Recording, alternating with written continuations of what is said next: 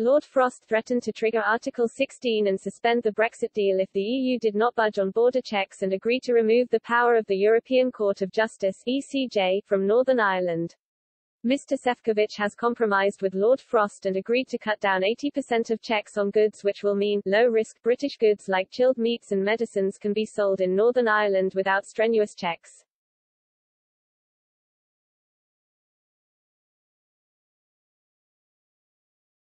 But he has refused to change his stance on the ECJ's position in Northern Ireland.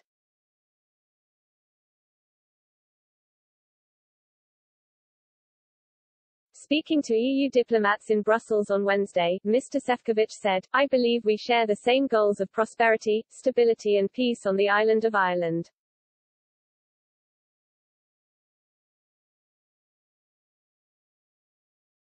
He added, "You cannot have access to the single market without the jurisdiction of the ECJ.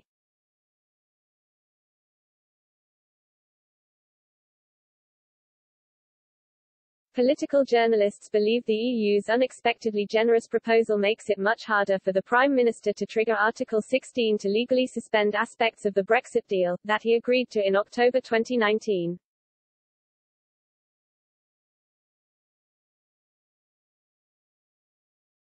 But Lord Frost said that he will not accept a protocol that continues the power of the ECJ to be implemented in Northern Ireland, because Brexit was meant to ensure that the EU no longer had any kind of control over any part of the UK.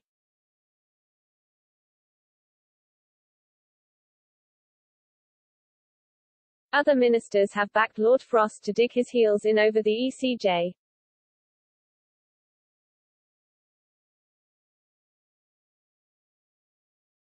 Health Secretary Mr. Javid said, "Looking forward, there should not be a role for the ECJ in any part of the UK, and that includes Northern Ireland. I think it is an over-legalistic approach that the court has."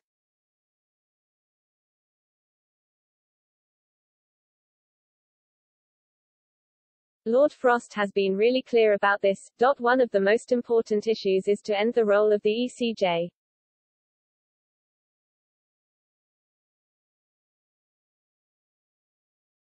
The EU has warned that in order for the ECJ to be removed, Northern Ireland could no longer be part of the EU's single market, which would create a hard border between North and South that could re-spark tensions from the Troubles era.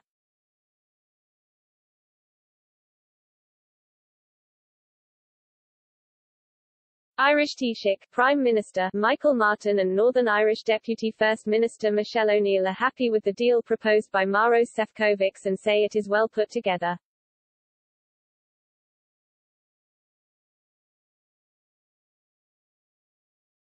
Mr. Martin commented, "The Commission have demonstrated imagination, innovation, and also a listening ear to the people who matter, the people who are in Northern Ireland, who are on the ground dealing with these issues."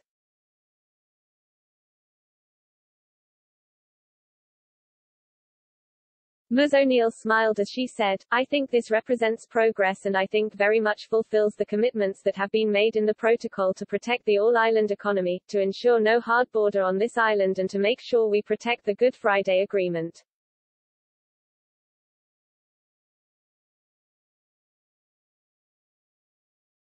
The Prime Minister now faces a dilemma, as rejecting the EU's generous proposal on checks will further damage relations with the Commission, but accepting it means giving in to EU authority and allowing its court power to remain.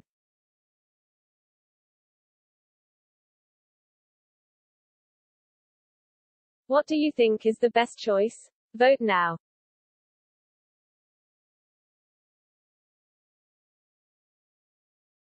Lord Frost believes that the EU's refusal to remove ECJ powers from Northern Ireland could lead to serious societal issues, and unionists argue the proposal undermines Northern Ireland's position as part of the UK.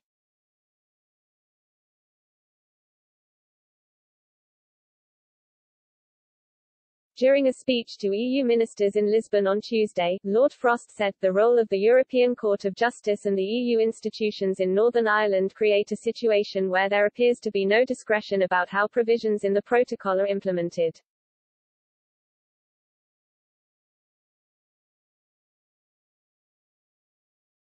He added, "The EU can make laws which apply in Northern Ireland without any kind of democratic scrutiny or discussion."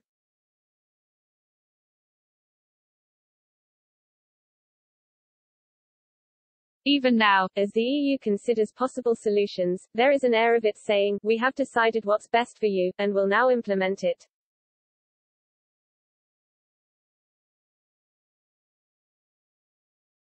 Northern Irish politicians, however, emphasise that the Northern Ireland Protocol should be based on what is best for the people of Northern Ireland and not a battle of power between the British Parliament and the EU.